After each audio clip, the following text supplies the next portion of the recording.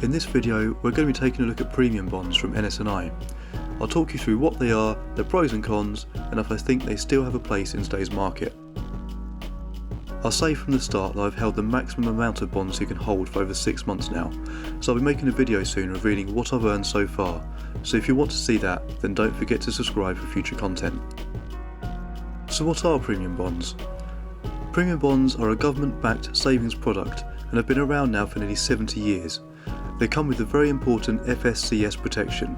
This means you have protection up to £85,000 should NS&I go under, which, as it's provided by the government, I'd say is as close as to improbable as you can get. You can only hold up to £50,000 in your premium bond account, so there would never be a risk of going over that £85,000 threshold with this product. Another great incentive is that winnings are tax-free. The minimum amount you can pay in is £25, and you can pay in any money into your account up to that ceiling of £50,000.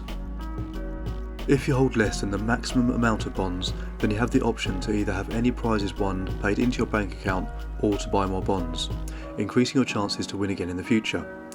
If you hold the full £50,000, then you can only have prizes paid to your bank account. When you first buy bonds though, you will not be entered into the current prize draw, so you need to hold the bonds for a full month until they are entered into prize draws. So what sets them apart from a regular savings account? Premium bonds don't offer a guaranteed rate of interest to the customer like a traditional savings account. Instead, the government offers a rate of interest on the total bond fund, and then from that fund, prize money is distributed to the bondholders through a random prize draw.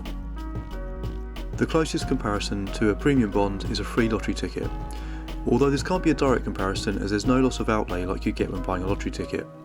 You can take your money back out of the account at any time. You can't get a refund on a lottery ticket if you don't win.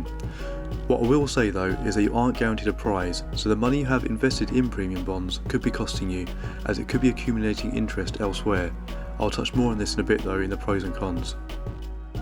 Up until recently, the interest rate paid on the total funds by the government had been 1%, but from June 2022, the rate is increasing to 1.4%, and this also means the amount of prizes that they give away is increasing too.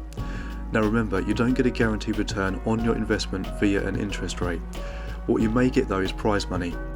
There are numerous prizes each month, the top being £1 million and the lowest being £25. There are a lot more of the lower monetary amounts available, so there are more chances of winning them. So, they currently have 2 prizes of £1 million and just over 4.7 million prizes of £25. Each pound you have in your premium bond account is assigned a number. All the numbers are entered into a draw each month, and that is how the prizes are allocated. Now these odds sound pretty good, right? Of course the big gold carrot is that £1 million prize that you could win. Unfortunately, due to probability, if you're investing now, your individual chances of winning that are going to be different to someone who has had that £50,000 in their account for 20 years. I'm not saying it's impossible, but on the NS&I website they normally tell you who has won the top prize the previous month, and how long they've held their bond for. If you have a look through those, it gives you some indication to what your chances are, but of course your chances of winning will be zero if you hold no bonds at all.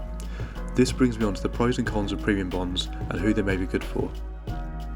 I'll start with the pros because it's nice to be positive. I won't do these in any particular order as everyone's circumstances and views are different, and that is definitely the reason, and not because I decided to make the background graphics a bit slanty and this is the only way it fit. So in no particular order, short notice to withdraw your funds. I believe it's around 3 days to access your capital. You can buy premium bonds for children under the age of 16 to give them a head start in life. Earnings are tax-free, which is always great. The chance to win big. 2 people will be winning that £1 million every month.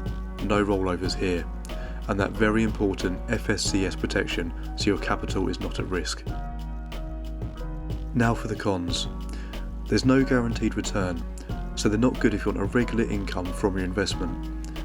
They will also not protect you against inflation, as if the spending power of the pound decreases, your money invested will be worth less.